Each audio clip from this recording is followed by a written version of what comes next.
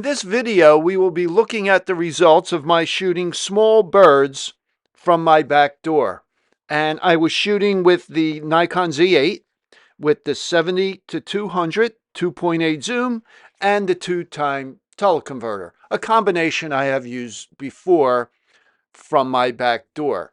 And my setup is very simple. The lens is mounted on a monopod.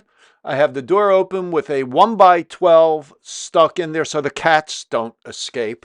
And this picture of me in the door was taken a couple of years ago in much warmer weather. So we had some snow here in South Jersey, and I wanted to get some pictures of the birds in the snow. I've never really done that before, except a long time ago at the Edwin Forsyth Wildlife Refuge. So I just sprinkled some birdseed all around on the fence, on the deck, on some wicker furniture we had, on a little table. And of course, I filled up the bird feeder and just waited, and the birds just started showing up. Now, it wasn't a large variety of birds. In the past, I've had cardinals and hummingbirds and all kinds of birds, blue jays.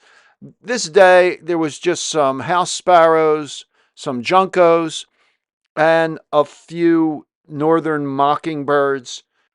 So with the 2-time teleconverter and the lens set at 200 in DX mode, it gives you the equivalent field of view of a 600 millimeter lens.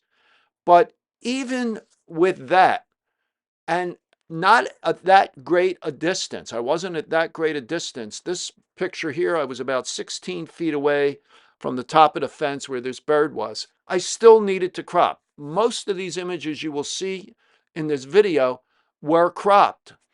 And this picture coming up here, this is without cropping. So this is with the lens set to 200, the 2-time converter in DX mode. So even with that 600 millimeter field of view equivalent, still needed to crop a good bit. So that's why long lenses are needed for birds, especially these small birds. Now the camera was set for auto ISO, and the ISO varied greatly.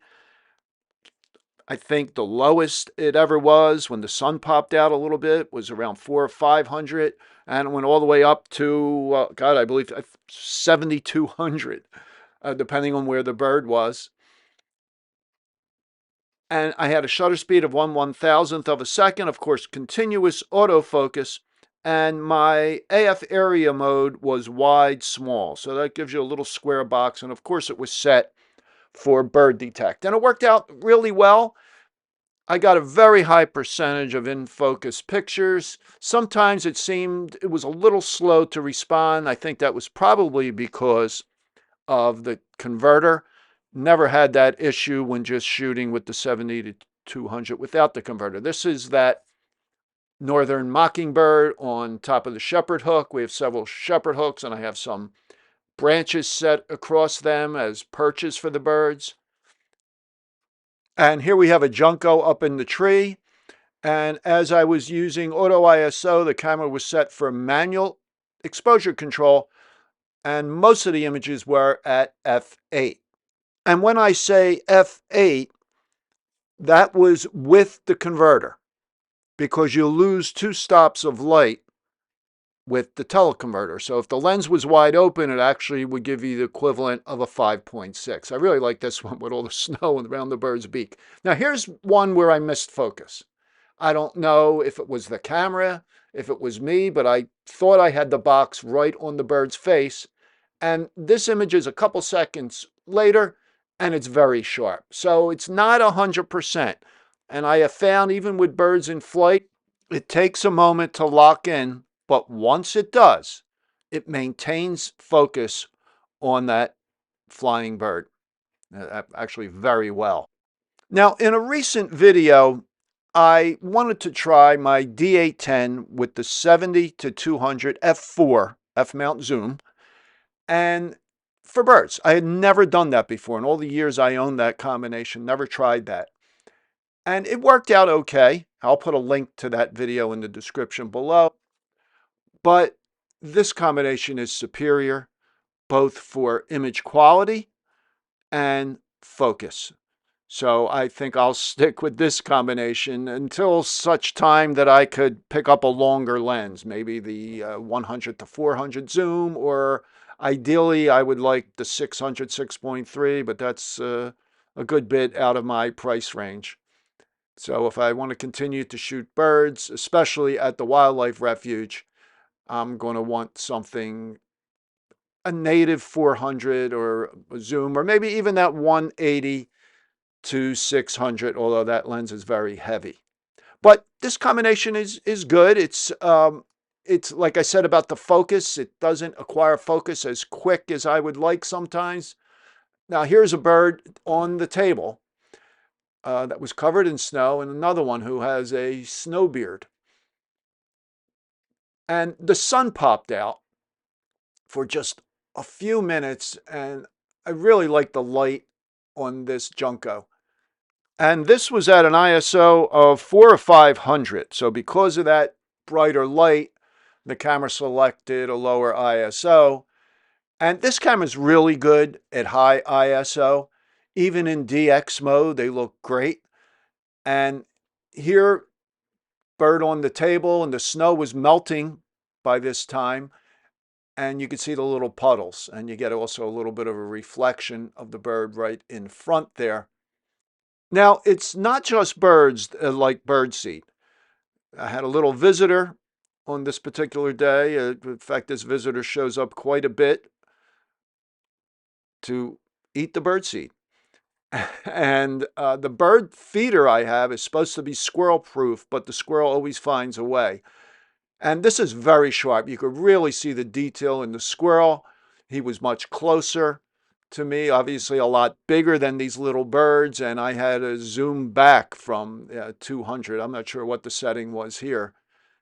And then he decided to leave, and so the birds still had some bird seed on that table that they could enjoy. Now, in previous times, when the weather was warmer, sometimes we have a chipmunk come up and partake of the bird seed. And I've gotten some good pictures of little Chippy, as my wife calls him. Now, once you start feeding the birds, you have to continue to do it because they keep coming back. So you got to keep filling up that bird feeder because they go through it really quick. Now, I'm not sure what kind of bird this is, and this is heavily cropped at high ISO. I think it was 3200. And so I cropped it quite a bit, and it does have a loss of quality, but this is where it would have been really nice to have a longer lens. And the same thing here. I don't know what this is, but this also was heavily cropped. This is actually at an ISO of 5000. And there is some noise and some loss of sharpness because of the heavy cropping. But really an interesting looking bird. And now we're back. The sun popped out again, and ISO was much lower on this shot. I believe this was at 800. Now, I was shooting at 10 frames a second, which was a mistake. I did not need to shoot at that rate. This is just a crop version of this shot immediately before this. You can see the sharpness here. So I had just so many images to go through that it took me a long time, and I discarded a lot of them. I mean, it was the same shot over and over and over. I was hoping, I guess, for a bird to take off, but I never was able to capture that. I have in the past, though. So these few shots here were the birds where came right onto the deck, pretty close to me. So these aren't cropped as much as some of those previous shots. So that's about it for this video. That we're going to end with a few shots of a mourning dove that actually was the next morning. And I just looked out the back door and there he was. So I just grabbed the camera, no monopod, and just fired a few frames. So I hope you enjoyed this video. If you did, please give it a thumbs up and subscribe to my channel. I usually publish a new video every Monday morning and Wednesday morning at 11 a.m. Eastern Time. And if you have any questions or comments on this video, please leave them in the comments below. I always try to respond to all questions and comments. And in the near future, I will be publishing a video on shooting high school basketball with the 135 1.8 Plena lens, one of my favorite lenses currently. So thanks for watching, and I will talk to you soon.